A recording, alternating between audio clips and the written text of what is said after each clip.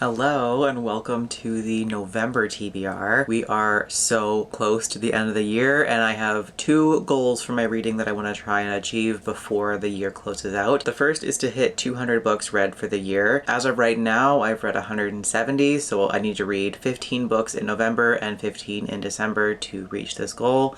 Very achievable. I normally read around 15 books anyways, so I should be able to hit this goal, and it'll be the first time I think ever in my life that I'll have read more than 200 books in 1 year, which is wild for me to think about. So fingers crossed I can make that happen. I do have a couple of bigger books on this list, so we'll see. November might be a bit of a lower number of books, but a higher page count, at which point I'll just have to use December to read a bunch of smaller books to make up for it and get to my 200. And the second goal for the rest of the year, but mainly for this month, is going to be to get my ongoing series list under control. I began this year with less than 10 ongoing series that I was not caught up on, and at the time of filming this, I am now at 33 series that I am currently not caught up on, and that's not including anything that has a sequel coming out in the next couple of months. So I need to fix that really badly.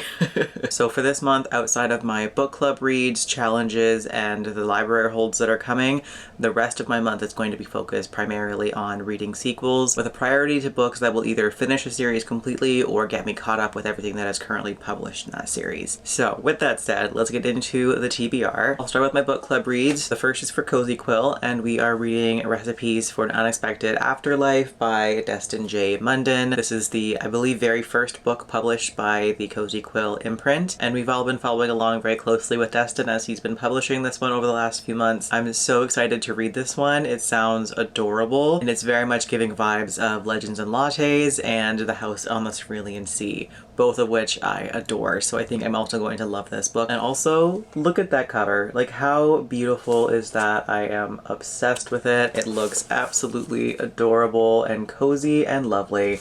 So fingers crossed that I love this one. I'm sure I will. I can't imagine a world where I don't love this. Also, side note, but one of the perks of my new job, I work at a camera store now. I get to rent cameras from work. So I'm currently testing out the Sony a7 IV and I love it already. I mean, the fact that I have autofocus is wild. So very much loving this camera, and I'm trying to convince myself that I don't need to buy it, but I might. I kind of want it really badly.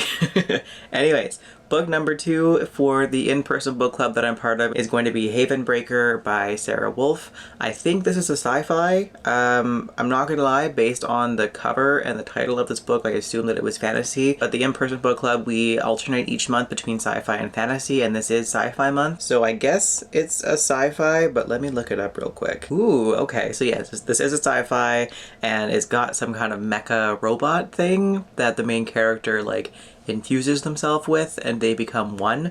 That sounds cool as hell. It takes place in the cold terror of space and seems to have lots to do with revenge, which I am so here for. This sounds great. I actually don't have this book on my TBR. I'd seen the cover around online, but it wasn't really on my radar. But this sounds excellent, and I'm very excited to get to this one. For the buzzword challenge this month, the prompt is the word never in the title, and I'd like to go with We Can Never Leave by H.E. Edgmon. I don't really know what this book is about, aside from the fact that it is a contemporary YA fantasy, which I am usually not a fan of, but I do love this author, so I want to read all of their books at some point, and this one is, I think, their newest release. It was released earlier this year, and it's being comped to the show Sweet Tooth, which I started and then forgot about, but I was really liking it, and The Raven Boys, which is one of my favorite series of all time. So it might be up my alley. We'll find out. I'm a little nervous about the YA contemporary side of things, but H.E. Edgmon is a fantastic author, so if anyone's going to make me like it, it's going to be them. And then the buzzword covers challenge is food or drink on the cover, and I have two options for this, both of which are sequels, so I'm working on my goals here. So I'm either going to go with A Mouthful of Dust by Nghi, which is the 6th book in the Singing Hills cycle. I love these books so much. They are the perfect audiobook. They're so atmospheric. They are fantastic, so I can't wait to read the next book in the series. No idea what it's about. I honestly never read the synopses for these. I just see the next book is announced and I add it to my TBR, and that's all that I need to know. So I'm either doing that one or A Draft for a Dragon by R.K. Ashwick, which is the third book in the Side Quest Row series. I read the first book I think last year, and I'm pretty sure it was on my top 10 list of the year. This is hands down one of my favorite fantasy romances around. It is so perfectly up my alley. Again, no idea what book 3 is about. I didn't even know that it was released until a couple of days ago. So imagine my surprise when I learned that there was not only going to be a sequel, but it was already released. I was hyped, and I need to get to it right away. That's it for the book clubs and challenges. Let's get into all of the library holds that are coming my way over the next couple of weeks. Starting with Our Sheriff Knight by Mariana Enriquez. This audiobook is so long. It's 27 hours long, so this might take me a minute to get through, but I've heard nothing but incredible things about this one. I have heard that it's really slow, and the people who say that in the reviews say it as a positive thing, but I'm generally not a huge fan of slow books. I like really fast-paced action and have a hard time paying attention to things that are more slow-moving, so we'll see if this is the book for me, but I want to at least try it out. It's queer historical horror, which I absolutely love as a genre, so there is a good chance that I like it. I'm just a little worried about the pacing, but hopefully it ends up being a huge win for me. Given the length of this book, it better be the best thing that I've ever read in my entire life. I've also got Love at First Sighting by Mallory Marlowe coming my way very soon, and I'm so excited about it. I read Love and Other Conspiracies by this author a couple of months ago and completely lost my mind over it. I thought it was so much fun. It was so perfectly my kind of romance book, and I've been very excited for this next book to come out. And it's so close to being in my digital hands. I can't wait to get to this one. It's a contemporary rom-com with alien hunting, and that just sounds lovely to me. I somehow managed to get on the audiobook hold list really early for Hemlock and Silver by T. Kingfisher, the newest release from them. I am hyped for this book. I can't wait to read this. I of course love T. Kingfisher. She's one of my favorite authors, just in general, but especially in the horror genre. And this is her newest dark fairy tale retelling, which focuses on Snow White. It also has these neon green sprayed edges, which I'm obsessed with. I think I have 3 more weeks until the audiobook is all mine. I can't wait to get fully immersed into this book. I think it's going to be phenomenal, as all of her books are. And again, with the cover, this is just stunning. I love it so much. Diavola by Jennifer Thorne is coming soon as well. This is another horror novel. I'm very much a mood reader, and I love pairing my reads to the season. And for me, November is a very gothic season. Everything is dying.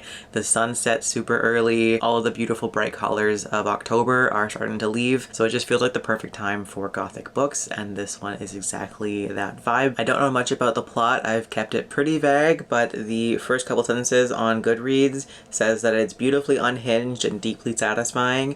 Diavola is a sharp twist on the classic haunted house story, exploring loneliness, belonging, and the seemingly inescapable bonds of family mythology. It also says that it's a wickedly funny vacation gothic, which sounds weird and wacky, and I'm super here for that. I've also got Play Nice by Rachel Harrison coming to me shortly. I don't think I've read anything by this author yet, but I've heard fantastic things about them. And once again, plot-wise, I don't really know what it's about, but I saw the cover and I immediately added it to my TBR, and I saw it on a couple of horror recommendation lists, so sounds good to me. Sign me up. And the tagline says, a woman must confront the demons of her past when she attempts to fix up her childhood home in this devilishly clever take on the haunted house novel. I love haunted house books so much. They're one of my favorite horror tropes, so any haunted house book I'm pretty much here for immediately. And then for a book that I am so intimidated by, but it is a sequel, so I do need to get to it, and that is The Vampire Lestat by Anne Rice, Book 2 in the Vampire Chronicles.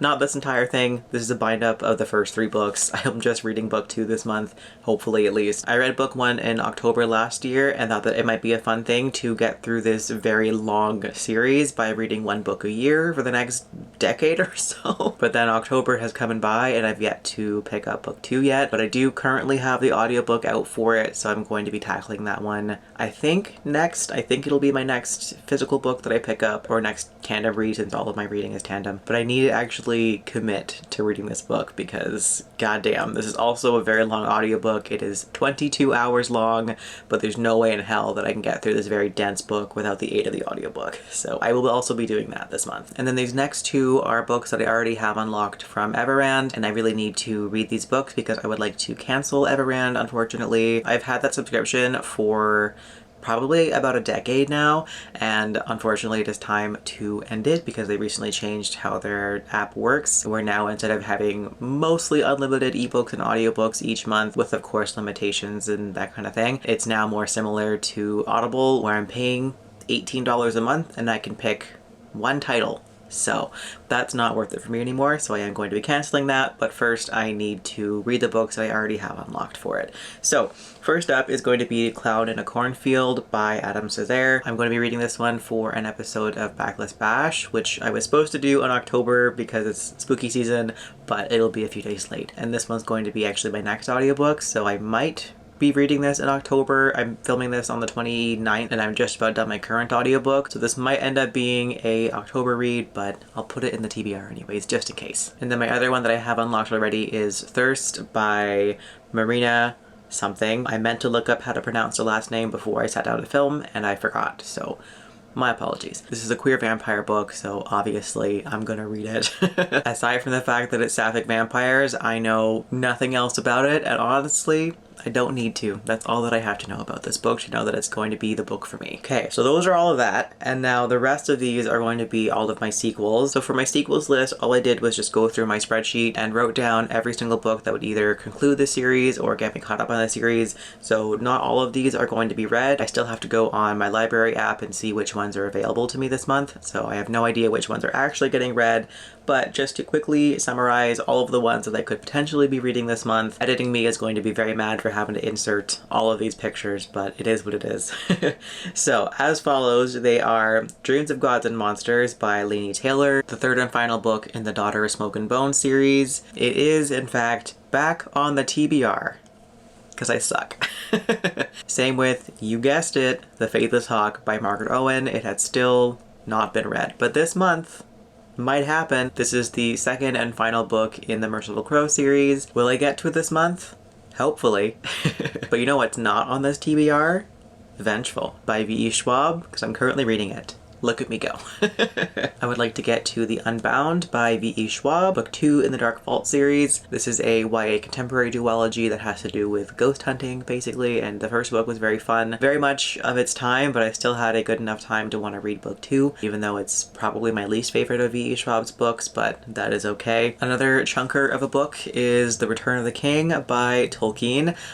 Page count-wise, not that long, but this is a very dense fantasy that I can only read for about 30 minutes max before I completely lose focus. So it's books like these and a couple other ones that I've mentioned so far that make me worry about possibly not hitting my 200 book goal. But I do really want to finish out the series before the end of the year because I started this series, I think 12 years ago. So I just need to finish it. So I'm forcing myself to do it before the end of the year. The Survivor Wants to Die at the End by Adam Silvera. This is the newest book in the Deathcast series, which I had no idea was even going to be a thing until fairly recently, but apparently there's not only this third book, but also a fourth book coming out next year.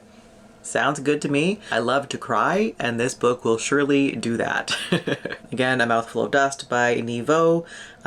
What Feasts at Night by T. Kingfisher. I sincerely doubt I'll be able to get my hands on either the ebook or the audiobook through my library anytime soon, but maybe I'll get lucky and it'll end up in my hands before the end of the year. I hope. Every Spiral of Fate by Tahara Mafi. This is the fourth book, I think, in the This Woven Kingdom series.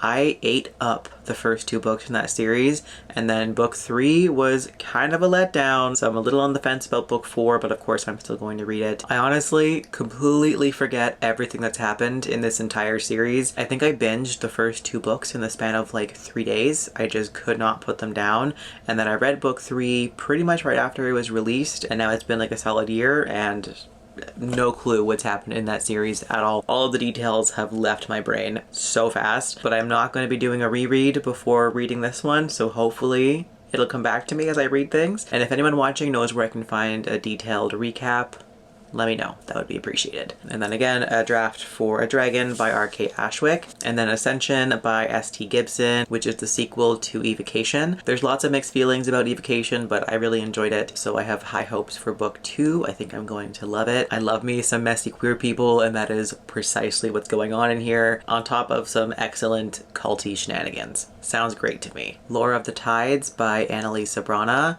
This is the sequel to Lore of the Wilds, I think it was called, which is a fairy fantasy romance. Book 1 was okay. It definitely had some issues, but I'm hoping that book 2 will improve on some of the things that I didn't like about book 1. I have not high hopes, but like medium hopes for book 2. We'll see how it goes. Long Shadow by Olivia Atwater. This is the third and final book in the Regency Fairy Tales series. I didn't love book 1. Book 2 was pretty good, and book 3 I have high hopes for because it's sapphic. And I love pretty much anything sapphic, and if you throw fairies in there, I'm even happier. The Secrets of Storm Forest by L.D. Lipinski is the third and final book in the Strange Worlds Travel Agency series. This is a middle grade portal fantasy that I've been really enjoying. I read the first book for Backlist Bash, I want to say in like February or March maybe, and they're super fun. I love portal fantasy, and this one is very charming and an enjoyable quick read. And then finally is Blood for the Undying Throne by Sung-Il Kim. This is the second book in the Bleeding Empire series, which was just translated to English. I read the first book for a book club recently, and we all really enjoyed it, and I'm very excited to continue on with the series. But yeah, so that is the very long-winded TBR for November. I feel like I've been standing here for quite a while, so it's definitely a longer TBR than usual, but that is okay. I've got a lot of reading to get done for the next couple of months, and a desperate need to get my ongoing series list under control. So wish me luck in this endeavor. Down in the comments, let me know what books you're planning on reading in November. But in the meantime, thanks a bunch for watching. I hope you're having a fantastic day wherever you are in the world, and I will catch you in the next video.